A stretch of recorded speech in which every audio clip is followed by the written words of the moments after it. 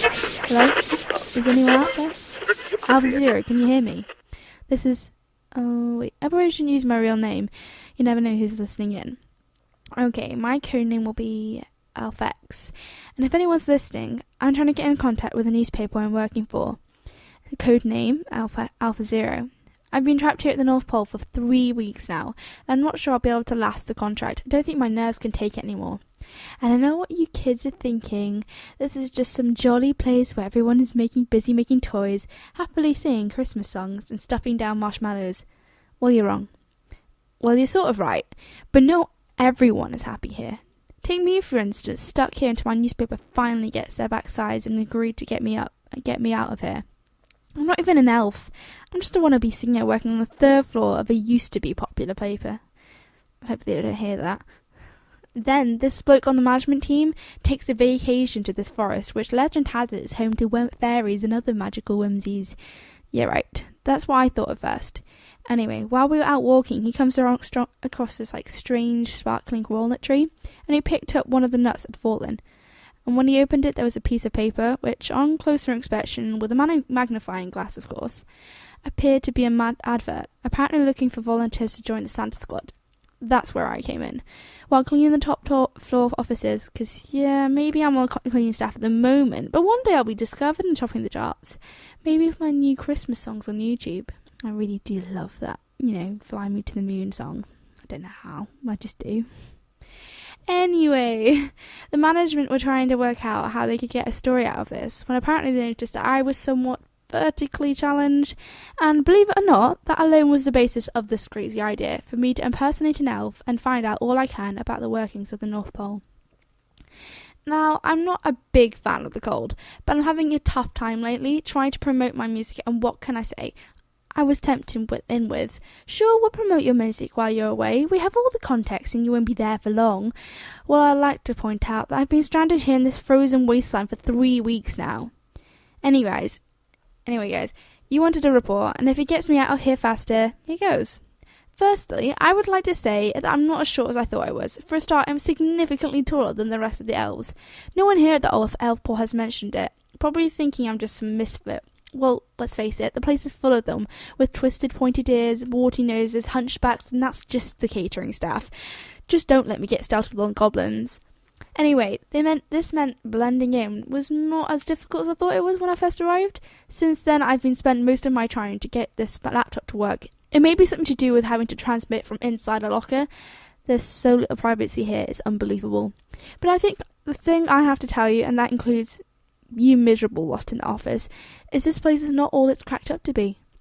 And the thing that strikes you when you first arrive, apart from the freezing blast of ice-cold wind that slaps you in the face like a door, it's the actual size of the grotto itself, which on first inspection appears extremely small, but it is in fact enormous. I mean, from the outside it looks tiny, not much bigger than your average-sized corner shop, and dome-shaped too, to reduce drag and protect it from the fierce winds.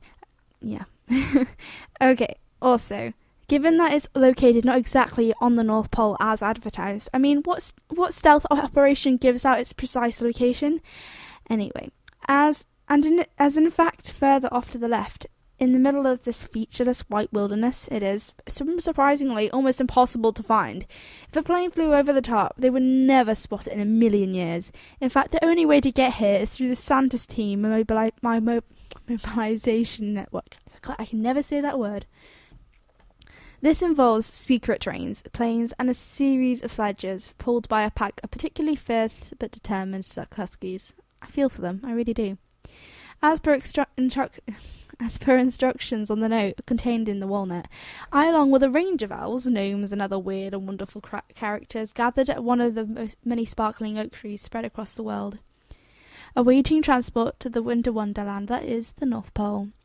I suppose you could call it Santa's bus stop. Apparently this pick-up-drop-off process happens several times during the year in order to spread the load and rotate the workforce. After a long and incredibly awkward journey, surrounded by the strangest bunch of oddballs I've ever met, and all the while trying to make polite conversation without knowing anything about the life of a real elf, we finally arrived at the North Pole. And I have to say, I was initially disappointed as on first inspection. As I said before, the grotto appeared incredibly small from the outside, but it was when you actually walked in that you realised that the grotto was in fact almost bottomless and equally as wide. It's like the TARDIS from Doctor Who. It's really weird. Anyway, that's because, like an iceberg, most of it's underground.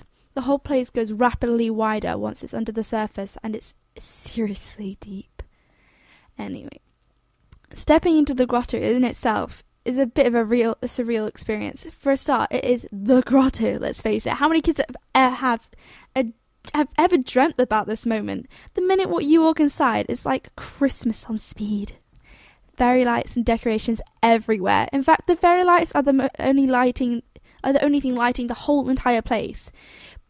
But given that it's constantly dark at the North Pole at this time of year, even this level of lighting is initially blind you when you first enter. The second thing that strikes you, apart from the very small size of the place, well, from the outside anyway, is the Christmas music blaring out everywhere. And I do mean everywhere. Even in the toilets, you just can't get a break from it.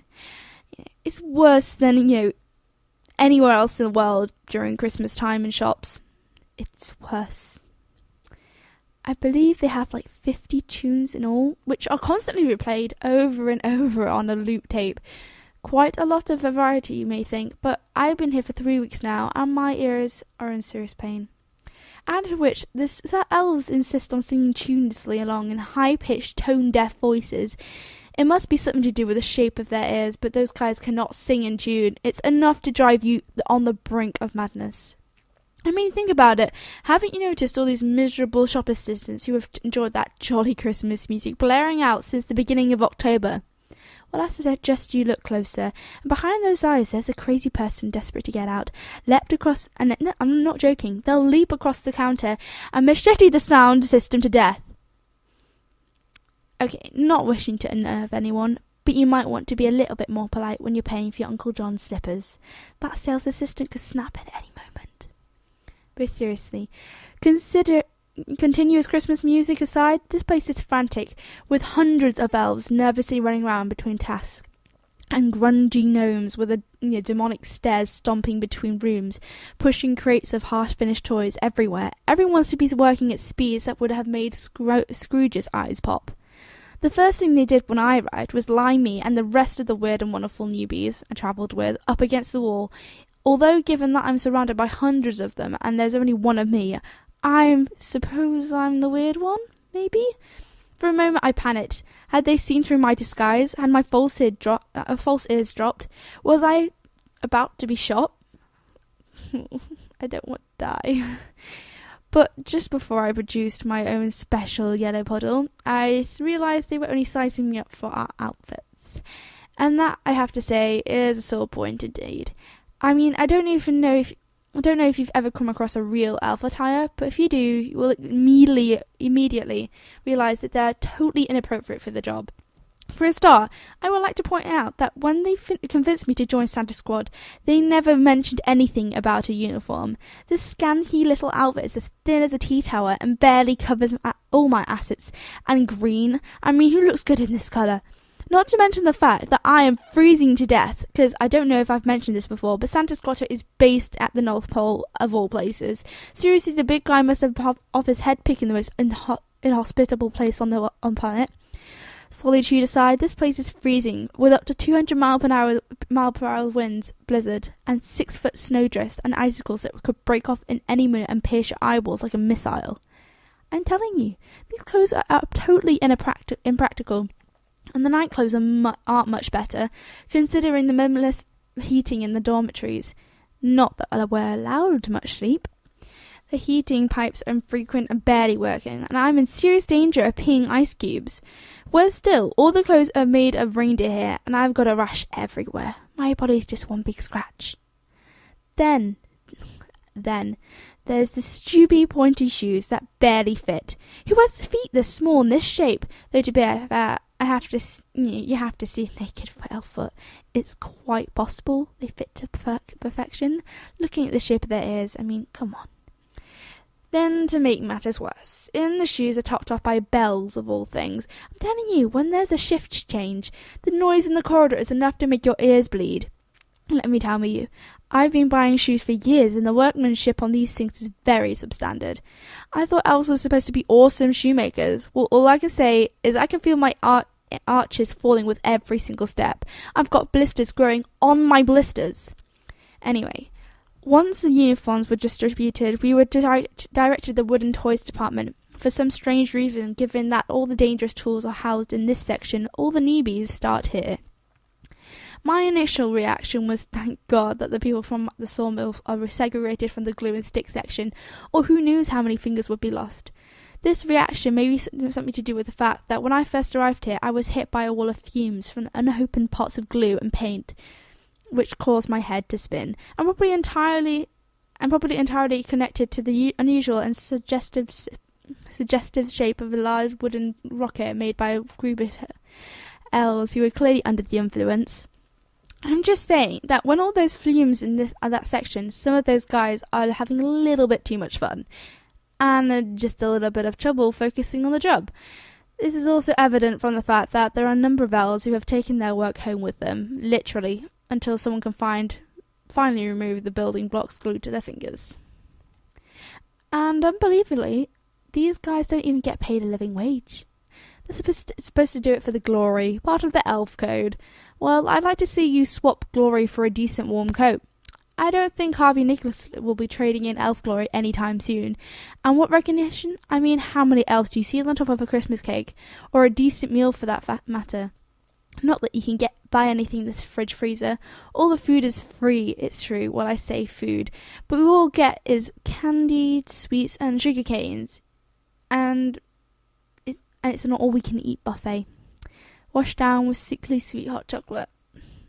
I didn't know I could hate hot chocolate as much as I do right now. It's like rocket fuel on speed, or in an endless Halloween goodie bag. We all work at 100 times the speed of your average worker and no one sleeps. It's like 24 hours of toy-making hell. I'm telling you, I'm worn to a crisp. And then there's my teeth. Seriously, at this rate, I'm not going to have any enamel left. Even the toothbrushes are sugar-coated. And then there's the health and safety standards, which appear to be non-existent. Not wishing to moan, but someone's got to speak up or they're going to be a catastrophic... I can never say that word. An accident. For instance, they have a problem with one of the external ventilation hatch covers. It frequently comes loose and appears in fierce blizzards, and then someone has to volunteer to go outside and batten it down. Because if the polar bear gets in, then there's all hell breaks loose.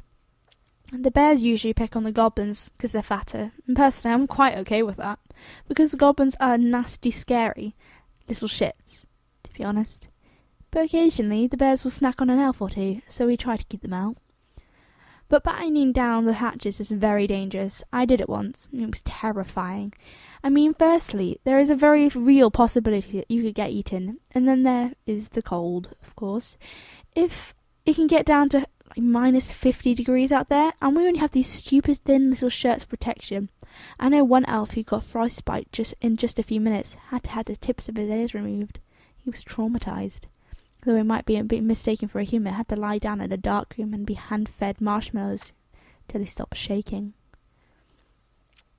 Not only can you freeze to death, but with winds of up to 200 miles per hour, there's a serious chance you could get blown away. Before I went out, they tied tinsel around my waist, because that's the extent of the health and safety around here.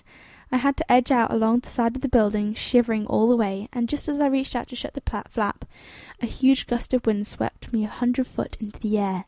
I was flying like a kite for a good 10 minutes before Rudolph, ridden by Norman, an elf from the elite training squad, who was fortunately out practicing his prancing in the air, managed to scoop me up using his antlers.